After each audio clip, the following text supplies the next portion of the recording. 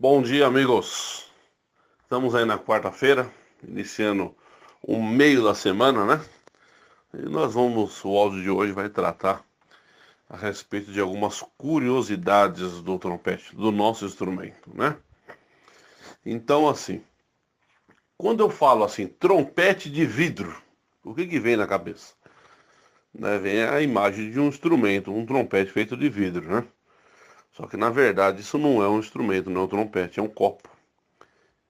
Todo copo que é fino na sua base e largo em cima, ele é considerado um trompete de vidro, principalmente usado para tomar cerveja, né? Então, se você entrar numa vidraçaria mais chique e falar assim, eu quero um trompete de vidro, ele vai vir com um copo bonito, elegante, desse formato, vai te fornecer, né?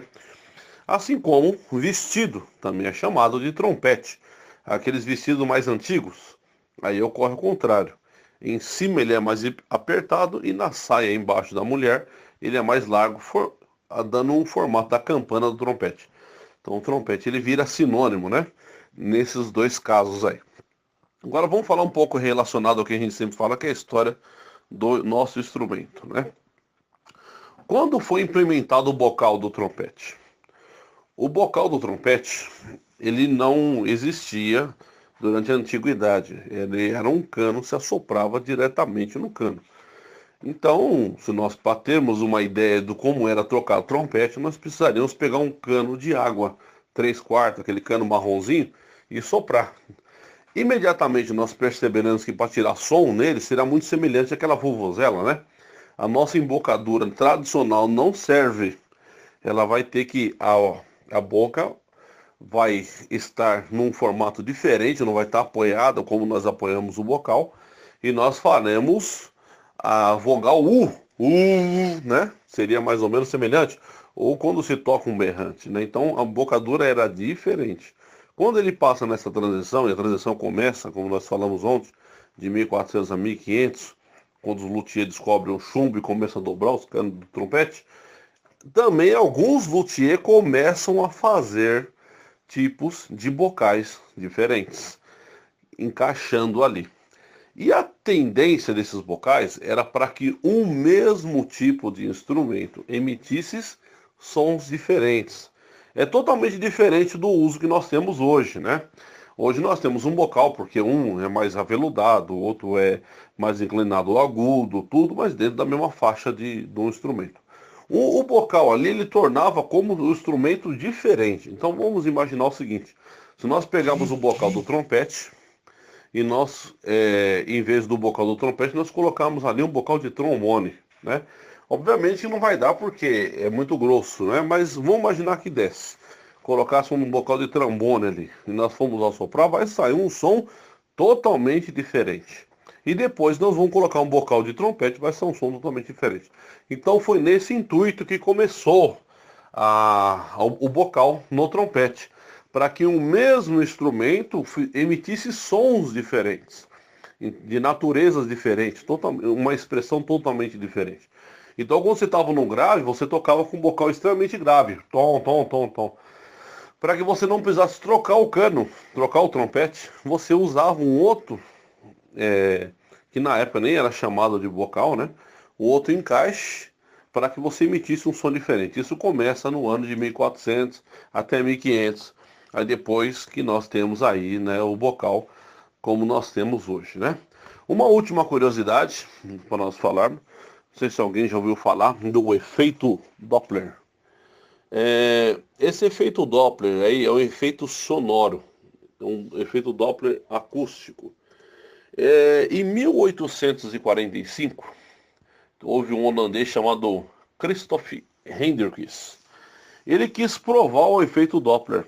Então, um trompetista ficou dentro do trem, tocando, e a pessoa fora do trem ouvindo o som. Então, à medida que o trem se movimentava, o som pareceria diferente dependendo da posição de quem estava fora do trem. Correto? Então, quando o trem passa por você, o som passa junto. Então é. Quando ele se aproxima na maior intensidade, o som está mais próximo do observador. né? Isso mostra como a camada sonora se movimenta em ondas, né? Então foi muito importante. O instrumento utilizado naquela época para fazer esse experimento muito importante na física foi o trompete, justamente pela sua grande amplitude sonora. Então poderia ser ouvido por muitas pessoas em locais diferentes e cada pessoa em locais diferentes ouviu o som de maneira diferente. Então a posição da pessoa em relação ao músico, ainda mais ele em movimento, mudou completamente a experiência, né? Então se nós fôssemos tentar imaginar o que seria isso, vamos colocar uma orquestra e em vez da orquestra estar parada, sentada na frente, ela estivesse em movimento. A música não seria alterada. Eles tocariam exatamente a mesma coisa, mas nós ouviríamos totalmente diferente. A experiência nossa seria muito diferente, né? Então isso é usado através de som surround hoje, onde você vai no cinema e as caixas são colocadas em posições diferentes. Então o som emitido através das caixas em posição diferente dá a sensação de movimento, né?